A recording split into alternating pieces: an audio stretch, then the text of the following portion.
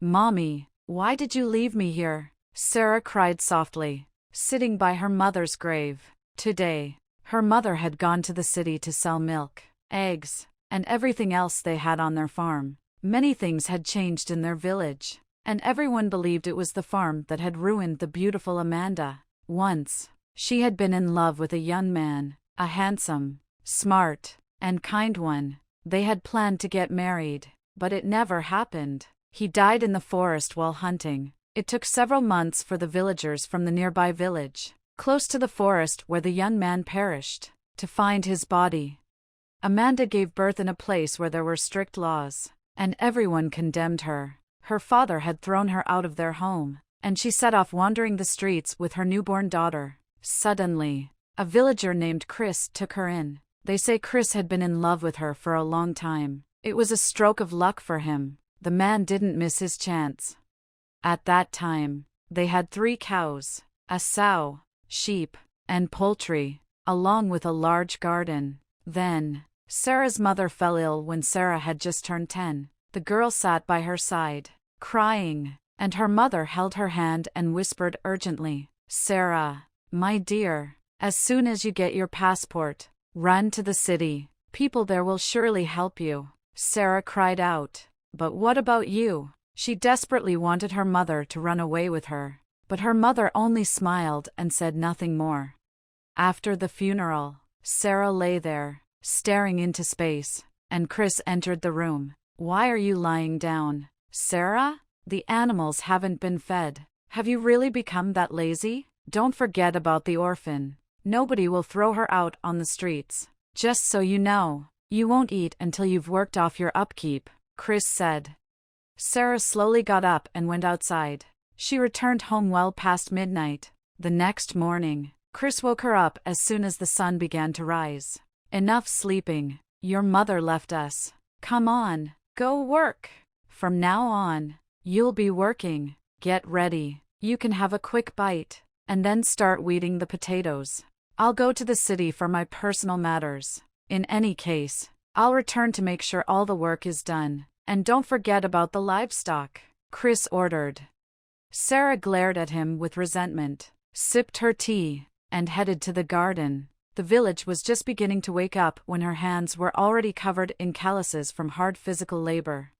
Sarah straightened up, and by the fence, a neighbor stood, looking at her with pity in her eyes. "Poor girl, starting work so early. Did Chris make you do this?" the neighbor asked. "Hello. Chris told me to weed. He went to the city," replied Sarah. "A cursed farm, always relying on someone else, isn't it?" the neighbor commented. "I don't mind. After all, I live here," Sarah answered. The neighbor decided to help Sarah and called her children. They came over, and together they decided to assist Sarah for a couple of hours. Within 2 hours, they had nearly finished and went to the neighbor's house. "Come with us. We'll feed you at least. After that, I'll help you tidy up." By the time Chris arrived, everything was ready. Sarah was sitting on a bench, resting, and he pulled up in his old car. He looked disapprovingly at her but didn't yell. He decided to see what was done and what wasn't first. He went through everything, checked, and then returned to her. "You didn't work much. You're just sitting there, not doing anything. Tomorrow, I'll give you more household chores," he said. Sarah almost cried. In the evening, she sat on the bench. The neighbor who had helped the little girl passed by. "Sarah, what's happening to you? Did that Chris force you to work again?" the neighbor inquired.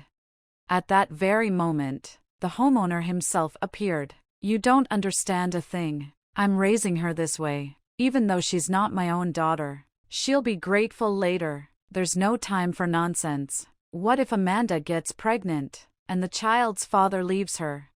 Sarah lunged at him with her fists. "Don't you dare speak ill of my mom," she yelled. Chris wanted to strike the girl, but the neighbor shielded Sarah. "What are you doing? Just you wait. I'll call the police," the woman warned.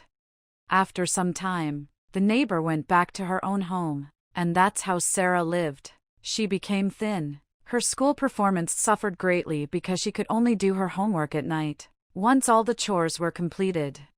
When Sarah turned 15, a wealthy man named Mark arrived in their village. He had sold some cows and brought them to the village. Chris looked at these cows with intense desire. He had never seen such valuable livestock. He approached the pen, and his insatiable greed was evident in his eyes.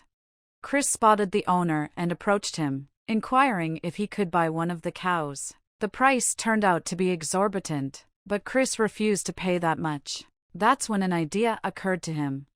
He had heard that wealthy people were so bored with life that they didn't know how to entertain themselves. Many said that this man, Mark, was rich but had no wife, and that's when Chris's plan formed a way to acquire such a valuable cow for his farm. Throughout the night, he mulled over his plan and, come morning, he set out to meet the wealthy man, who watched him with interest. Mark had been slowly studying the villagers and planning to set up production, so he wanted to know whom he would have to work with. No one had a good word to say about this man. He was greedy and made the orphan, Sarah, work. Although he hadn't kicked her out of school, this was because he knew the harsh conditions under which she had to study. Mark was taken aback by what Chris proposed. He even asked, "Am I mistaken? Are you offering your stepdaughter's innocence for such a cow?" "Exactly, her innocence," Chris confirmed. Mark wanted to strike the audacious man in the eye, but he restrained himself. He decided that if he started the deal, he would conclude it with someone else. "You go home, and I'll think about it," he said. In the evening, Mark returned to Chris. He signed some paperwork. Sarah understood that the discussion revolved around her, but she couldn't hear what they were saying. Finally, when the people left, Chris called her into the room. "Sarah, pour some tea. There's a cake in the fridge. Bring it," he said. Sarah understood that this was not an ordinary conversation and grew frightened. Chris spoke so kindly that she almost didn't recognize him. They even had tea, and Chris asked about her schoolwork. Then he got to the point. "Tonight, you'll go stay with the new farmer," Chris said. Sarah didn't understand what he meant. "But why?" she asked. "That's how it is. In exchange for your innocence, we're getting a cow," Chris announced.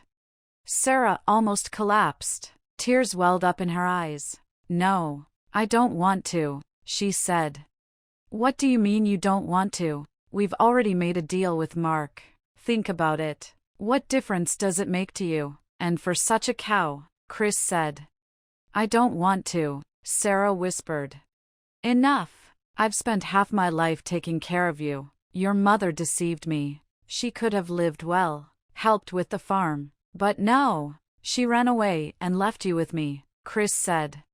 Sarah wiped away her tears, but there was nothing left for her to say. Chris continued to persuade her, but she knew she couldn't refuse. An hour later, a car arrived. Chris was thrilled. They got into the car, and it headed toward the city. Chris remained silent, while he caressed the beautiful new cow. 2 weeks later, the village became agitated. People came to Chris's house. He stepped out onto the porch and asked, "What do you want?" "Chris, where is Sarah? What have you done with her?" the people inquired. "Why is it any of your business? Go sort out your own families. Stay out of mine," Chris replied.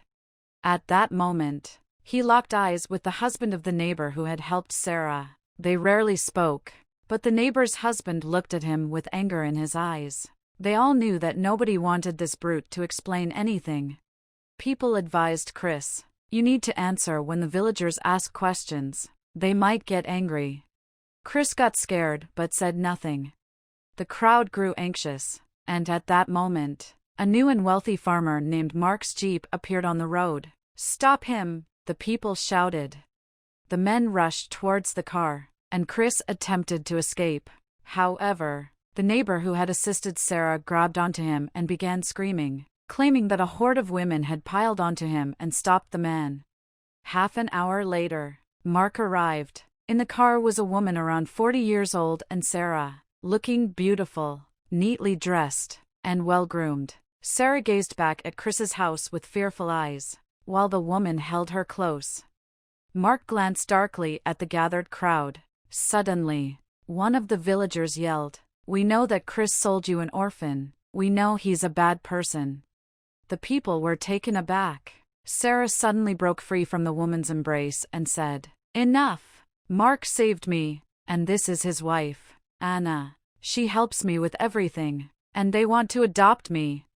The crowd fell silent. Sarah began to sob, burying her face in the woman's shoulder. Mark opened the car door, ushered them inside, and they drove towards the city.